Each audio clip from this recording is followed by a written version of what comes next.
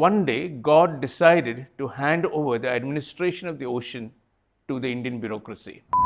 If you consider Goa's culture as a sculpture, who is the sculptor? So I signed an MoU with the ocean. The moment we decided that the theme of the first edition of Saltwater Scrolls is going to be the ocean, the Goan light bulb in me lit up with only one single name. He has not only taken Goa and its ocean to national and international levels, but he's also a pioneer who has brought contemporary art and made it accessible to the masses.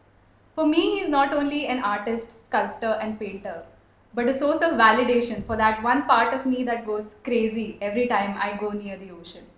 Right now, we are sitting in a studio in the Museum of Goa.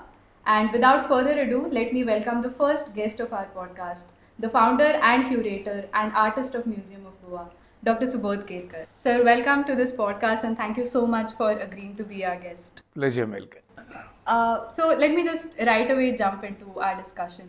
Like I mentioned, the theme of our first issue is the ocean. And that's a large part of not only your artwork, but also how you define yourself as an artist and as a person. And when I was reading your bio, I loved this line which said that the ocean is both your master and your muse. And I know that there's a sense of personal legacy there as well because you've inherited the love of the ocean from your father and you treat the ocean and the beach as your studio. So with all of this, can we just begin by discussing this very complex and enduring relationship you have with the ocean? Well, I was brought up on the shores of the ocean right from my childhood, from the age of 6 to 16. I used to walk on the seaside with my father every day, almost for 2 hours. And that sort of established a very close relation between me and my father and me and the ocean. And the ocean is, as you mentioned, both inside and outside my work. It's my muse and my master. The ocean is, life itself originated in the ocean. Civilizations were created on the banks of the ocean. The oceans of the world separated the continents with the continental shift. But paradoxically, the oceans also connected the continents because the first handshakes between continents happened through the ocean. Like the Arab ships were coming to the Indian shore right from the Harappan civilization, where we have the port in Gujarat where the Arab ships came. And so, because of my sort of connection with the ocean, walks in the ocean, I sort of started philosophizing about the ocean. My father helped me in that. When the waves break, the surf runs onto the sand and wets the sand. Most of the waves wet the same sand which was wet before, but then a big wave comes and wets new sand. And my father told me, son, in any creative activity, it is important to wet new sand. What is the point in wetting the sand which is already wet? Right. So I think that's one major lesson. Then my father would point out to the horizon and said, let your mind be as vast as the horizon. So that liberal thought, the urge to wet new sand, to break boundaries and go out, all was learned from the ocean. And well, I will end on a little lighter note. I even wrote a poetry on the ocean. Oh. And this poem is interesting. It's actually a critic of our bureaucracy. It says, one day God decided to hand over the administration of the ocean to the Indian bureaucracy. One day God decided to hand over the administration of the ocean to Indian bureaucracy. That day, numerous waves were kept pending. Oh, wonderful. I mean, that's something that only a person who is very close to the ocean can make a commentary on. Yeah, so I love this sense of using art to portray this sort of unspoken bond that I think every Goan has with the ocean, or for that matter, everyone living on the coastal area. Which brings me to, I think, what is one of your most well-known works, which is The Fisherman and the Sea. There is again this sense of unspoken reverence and sacred connection that the fishermen have towards the ocean that you've managed to portray through your photographs and these small snippets of video that we can see on the website. And that's something that goes beyond, I think, a simple materialistic connection of a man with his source of livelihood. It's something more cultural, it's something more spiritual. And I am a scholar who works in ethnography. So I'm very interested in knowing how you gained these cultural insights, because you were working with them as a medical practitioner, basically. So how did you manage to become one with their culture? How did you gain those insights about their beliefs? Well, any artistic activity is an expression of time, it's an expression of your experiences. And having a close connection with the fishermen, because as a doctor, you have really an access to all intricacies of their life, especially at that time when I was a general practitioner and visiting their homes. So a doctor, everybody opens up to the doctor. And so I had a lot of insight into their life.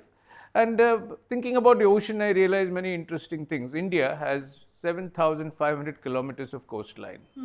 But if you ask anybody in the country, where would you like to go for a beach holiday? It's Goa. They'd say And Goa. we have only 100 kilometers of coastline. So this is really the most important defining factor of Goa. If you consider Goa's culture as a sculpture, who is the sculptor?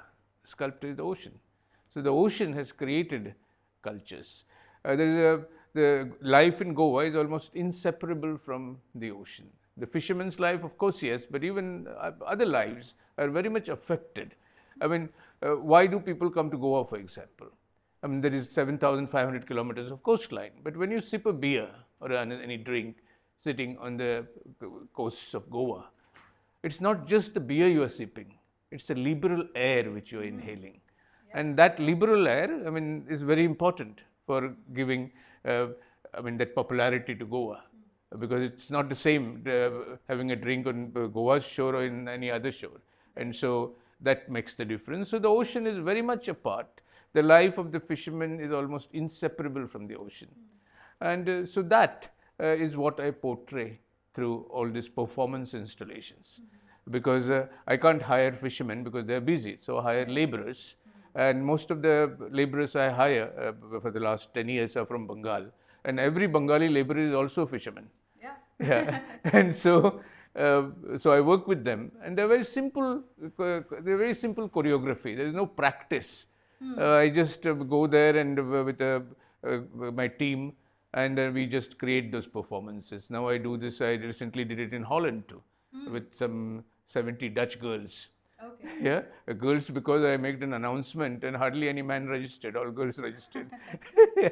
So we did that in Holland. So I keep doing this, and next week I'm doing it in Bambolim. So this is a kind of a new language, I would say, I have discovered in narrating a much deeper message through simple actions. And a drone helps, because the drone shot of the ocean, it would not have been possible without drones, because that gives a very interesting feeling when you see the performance from the sky.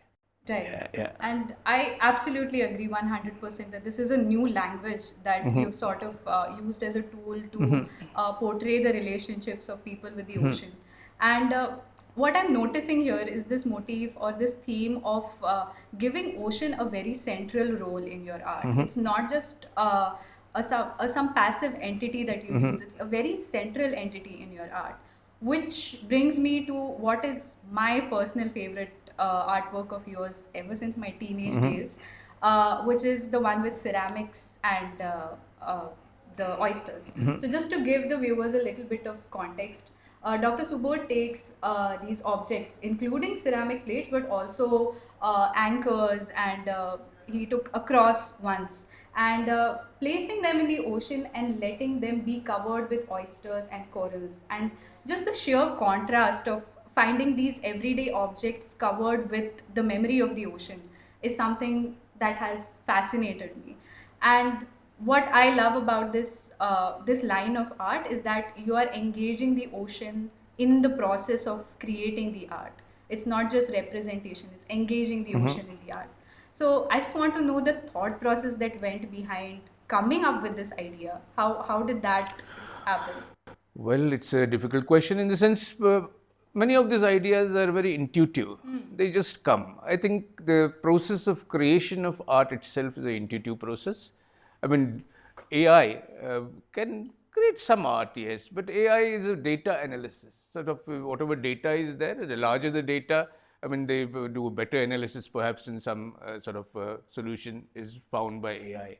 But I think creation of art has another factor, which is intuition. Not creation of just visual art, sculptures and paintings, also scientific formulae. Like when Einstein discovered E is equal to mc square, he says it was an intuition.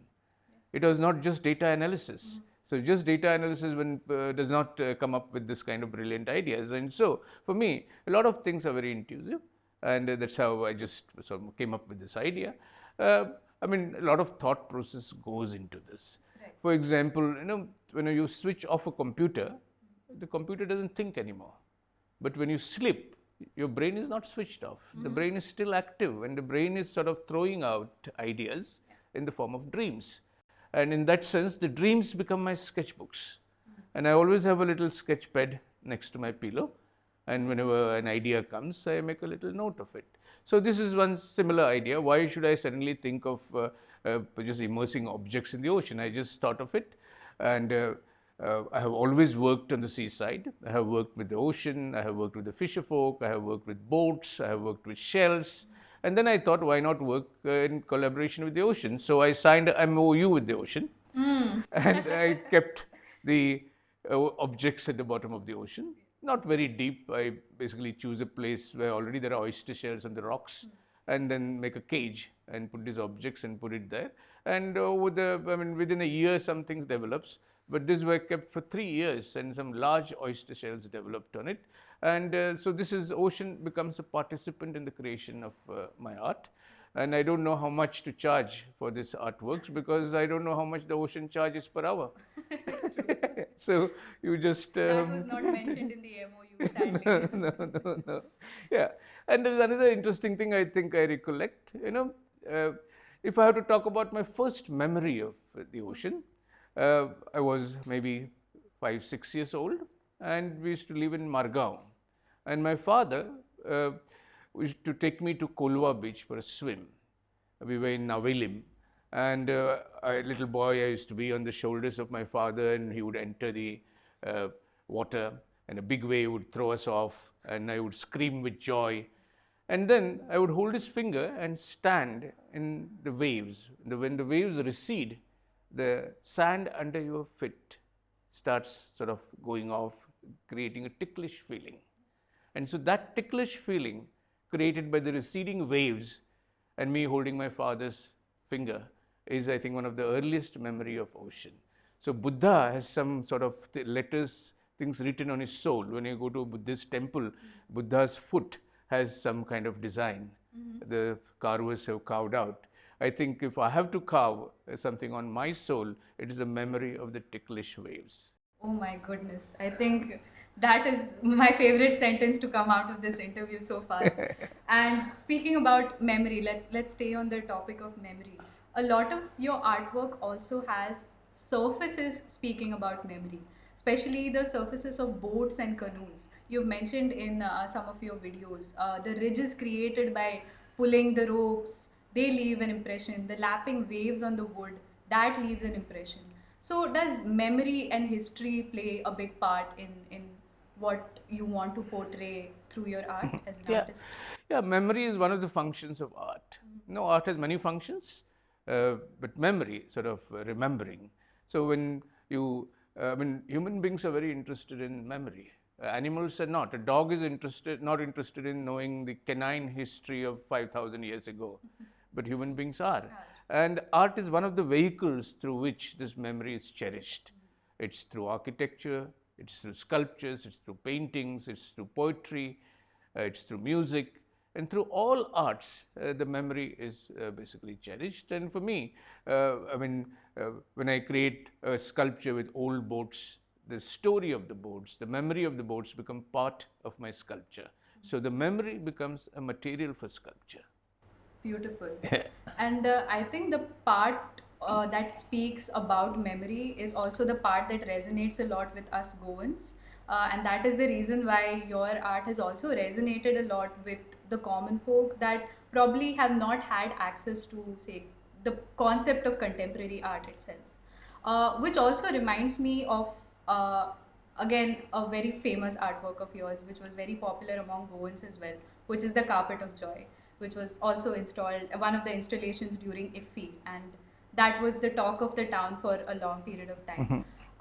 That created a sense of awareness about environmental sustainability as well, right? Because you created that out of discarded plastic bottles, which we found on the shore. And Speaking about activism and sustainability reminds me of this one video of yours which you've uploaded on your social media, in which you talk about how you discovered very early in your career that mere aesthetics are not what you wanted to portray through your art. You say that if you want to be an artist that matters, you need to have something to say. What was the process of discovering that voice? How did you realize what exactly you wanted to say, or what was the change that you wanted to bring about through your art?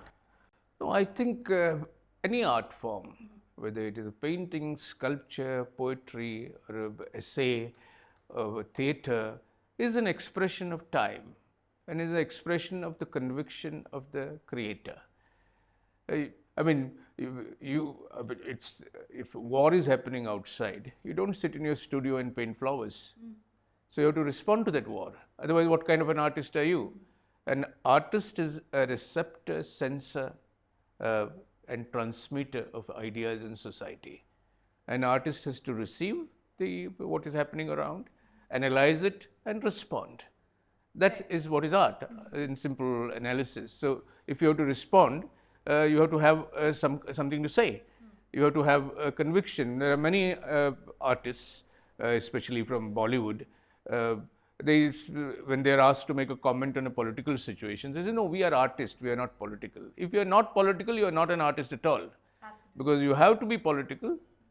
Otherwise, when you say I am apolitical, that only means you are timid and you have surrendered all your creativity at the foot of power, saying that please don't harm me. So it is, if you breathe political air, you have to exhale political art. Love this because it resonates with us as researchers also. A lot of us, especially those working in humanities and social sciences, try not to limit our research to only academic inquiry, but try to see if we can make a difference in the world through our research. And I think that's the same thing you're doing with your art as well. So with that, I think I'll ask my final question here, which is again about us researchers. You've taken a lot of content which is very grounded in local ethos, which has very sacred connections with local people, like the ocean, and you've represented it at national and international levels, including biennales and art festivals. And representation is something that I think a lot of us doing research grapple with, the responsibilities that come with it. How do you responsibly represent something that has so many spiritual and emotional connections with the local people, and you try to represent it on a larger level? So, any words of advice for us researchers? Now, first of all, I mean, there's one disagreement I have. Art does not represent. Art responds. Because if you, there is something happening, or there is some person, whatever, a portrait or a landscape or an anecdote, representation is exactly, it's a journalistic activity. This is what happened. Artist responds to that. So whatever you experience has to go through your conscious, your brain, your analysis, you analyze it and then create a response. So art is a response, it's not a representation. An advertisement perhaps is a representation, usually false.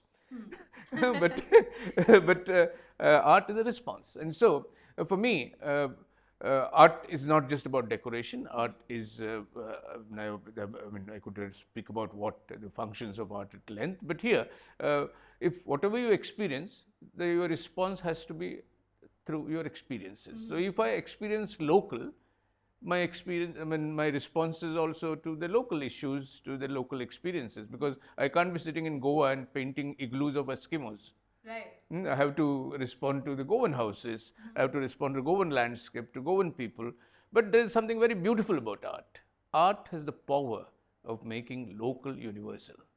Oh, beautiful. That is the power of art. Right. I mean, whether it is in romance, love, I mean, a love between two people in Goa resonates with love between anybody, anywhere in the world. The same thing with other issues. So art is a local response, but it has universal repercussions. Right. The local becomes universal, and art is the universal language of mankind. The universal language of mankind. Yeah. So, if there's any takeaway from this interview, then I should say going towards wetting new sands Yeah. and trying to make the local universal. Universal, I would absolutely. love to continue this conversation, but I think time is of the essence and we should conclude here. On behalf of the Department of Humanities at BITS Goa, I extend my sincere gratitude. You're a very busy man, but just a disclaimer to the audience, it took me roughly 3 WhatsApp messages to convince Dr. Subodh to come onto this podcast. You very graciously agreed, and you agreed to, of course, lend us this beautiful studio of yours as a venue as well. So thank you so much for coming here, and thank you for being Mekhla, you were one of the best interviewers I have ever met. Yeah. So I think the way you articulated the questions and your understanding of whatever I'm doing is great, and you will go far. Thank you so much. So I'm very happy. I'm on top of the moon right now. So on this high, I think I'll conclude this interview. On behalf of the entire podcast team, this is Mekhla signing off. Bye bye.